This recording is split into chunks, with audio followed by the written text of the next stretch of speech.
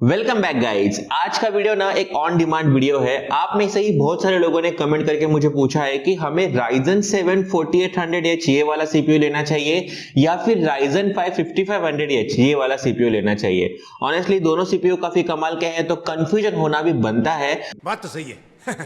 तो आज के वीडियो में मेरी कोशिश रहेगी कि आपकी कंफ्यूजन को क्लियर किया जाए और आपको एक क्लियर आंसर दिया जाए कि इनमें से कौन सा सीपीयू आपके लिए बेस्ट होगा। वीडियो को एंड तक देखते रहना, आप खुद ब खुद इसका आंसर जान लोगे। With that said, let's get down to the business. Alright दोस्तों, सबसे पहले बात कर लेते हैं जनरल कंपैरिजन की। तो अगर मैं बात करूं रिलीज डेट की तो Ryzen 7 4800H रिलीज हुआ था जनवरी 2020 में और Ryzen 7 5600H रिलीज हुआ था जनवरी 2021 में। तो यहाँ पे Ryzen 5 थोड़ा सा लेटेस्ट सीपीयू है, ये अभी फिलहाल में लॉन्च हुआ है। और अगर हम बात करें आर्किटेक्चर की तो देखो Ryzen 7 4800H Zen 2 आर्किटेक्चर पर बना है और वहीं पर Ryzen 5 5600H Zen 3 आर्किटेक्चर पर बना है। दोस्तों यहाँ पे आपको बताना चाहूंगा कि Zen 3 आर्किटेक्चर Zen 2 आर्किटेक्चर तो थोड़ा सा बेटर है। हालांकि दोनों सीपीयू 7 नैनोमीटर की टेक्नोलॉजी के ऊपर बने हैं, लेकिन फिर भी Zen 3 आर्किटेक्चर में आपको एक बेटर डेटा फ्लो देखने मिलता है। अगर हम बात करें कोर्स एंड थ्रेड की तो Ryzen 7 4800H ये एक ऑक्टा कोर सीपीयू है। आप सभी को पता ही होगा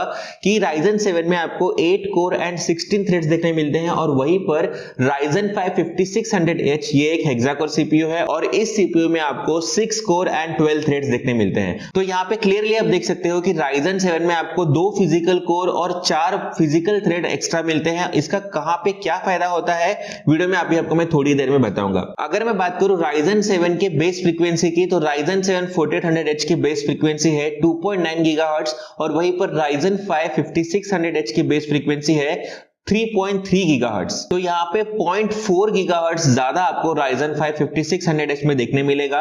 और अगर हम बात करें मैक्स फ्रीक्वेंसी की तो मैंने की टर्बो फ्रीक्वेंसी की, तो टर्बो फ्रीक्वेंसी दोनों ही सीपीयू की सेम है। आपको दोनों ही सीपीयू में 4.2 की मैक्स टर्बो फ्रीक्वेंसी यहाँ पे देखने मिलेगी। अगर मैं बात करूं कैशे मेमोरी की तो Ryzen 7 में आपको L3 कैशे मेमोरी 8 MB की देखने मिलेगी और आपको Ryzen 5 के 5600H वाले सीपीयू में L3 कैशे मेमोरी 16 MB की देखने मिलेगी। तो यहाँ पे L3 कैशे मेमोरी बहुत ज्यादा है और एक सीपीयू में कैशे मेमोरी जितनी ज्यादा होती है उतना ज्यादा हेल्प सीपीयू को होता है बेटर परफॉर्म करने के लिए। दोस्तों दोनों ही सीपीयू की जो टीडीपी है वो एग्जैक्टली सेम है। मतलब आपको यहाँ पे 35 वॉट आवर से लेकर 54 वॉट आवर की टीडीपी दोनों ही सीपीयू में देखने मिलेगी। और अगर मैं बात करूं मैक्स मेमोरी सपोर्ट की तो Ryzen 7 वाला सीपीयू मैक्स 64 जीबी तक की मेमोरी सपोर्ट करता है अगर वो DDR4 वाली रैम होगी तो, और Ryzen 5 मैक्स 32 जीबी तक की रैम को सपोर्ट करता है। अब ऑनेस्टली एक लैपटॉप में 32 जीबी से ज्यादा क्या ही लगेगा, तो यहाँ पे इसे उतना ज्यादा वेटेज नहीं देना चाहिए। और अगर हम बात करें LPDDR4X की तो दोनों ही रैम LPDDR4X में 4266 मेगाहर्ट्ज वाली रैम को सपोर्ट करते हैं। तो रैम सपोर्ट में यहाँ पे दोनों ही सीपीयू में कोई भी दिक्कत आपको नहीं आनी चाहिए। दोस्तों दोनों ही सीपीयू के जो iGPU है वो बहुत ही क्लोज परफॉर्म करते हैं। मतलब आप कह सकते हो कि दोनों सीपीयू के iGPU में उतना ज्यादा फर्क नहीं है। एंड ऑनेस्टली अभी ये जो सीपीयू जिन लैपटॉप में आते हैं ना उनको आपको डेडिकेटेड जीपीयू मिलता है, तो इस पॉइंट को डिस्कस करना मुझे नहीं लगता कि सही होगा।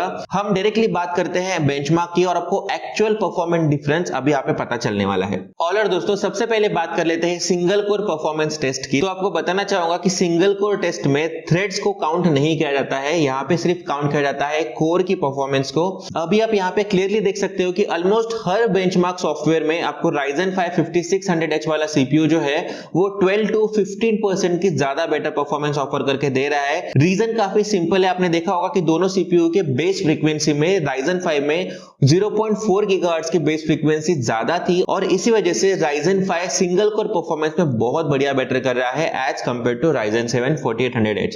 तो यहां से एक कंक्लूजन निकल के आता है सीपीयू में भले ही बहुत सारे कोर हो मैटर नहीं करता, लेकिन अगर कम कोर हो लेकिन वो पावरफुल हो तब भी एक कम कोर वाला सीपीयू ज्यादा कोर वाले सीपीयू को हरा सकता है। इतनी भारी ज्ञान की जरूरत बिल्कुल। ऑलराइट दोस्तों, अब हम बात कर लेते हैं मल्टी कोर टेस्ट की। तो आपको बताना चाहूंगा कि मल्टी कोर टेस्ट में कोर्स एंड थ्रेड्स का कंबाइंड कॉम्बिनेशन करके रिजल्ट प्रोड्यूस किया जाता है और इसी वजह से आप देख सकते हो कि Ryzen 7 यहाँ पे बेटर परफॉर्म कर रहा है क्योंकि Ryzen 7 में एक्चुअल में 2 कोर एक्स्ट्रा है और 4 थ्रेड्स एक्स्ट्रा है। तो इसी वजह से Ryzen 7 यहाँ पे 10 to 12% की बेटर परफॉर्मेंस आपको ऑफर कर रहा है as compare to Ryzen 5 5600H। दोस्तों देखो ये जो बेंचमार्क टेस्ट वगैरह होते हैं इनसे रियल लाइफ परफॉर्मेंस का अंदाजा निकालना बहुत ही ज्यादा मुश्किल होता है और इसी वजह से जिसके ज्यादा जितना नंबर आता है उसे हम एक बेटर सीपीयू मानते हैं। तो यहाँ पे इसीलिए हम Ryzen 7 को मल्टी कोर परफॉर्मेंस में एक बेटर सीपीयू मान रहे हैं as compare to Ryzen 5 5600H। देखो भाई ये सब तो ठीक है, बेंचमार्क स्कोर और ये सारा नंबर वगैरह, लेकिन ये तो बताओ कि इन दोनों सीपीयू में से हमें कौन सा लेना चाहिए। तो इसका आंसर जानने के लिए आपको सबसे पहले अपने आप से ये क्वेश्चन पूछना होगा कि मुझे लैपटॉप चाहिए किस लिए।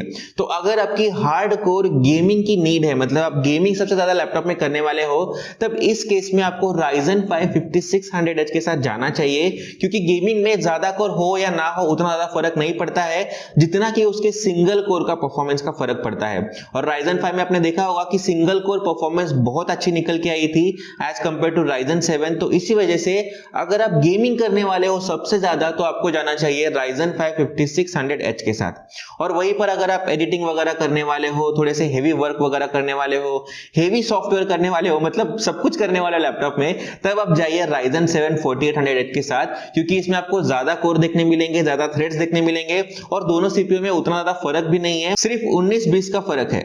Okay.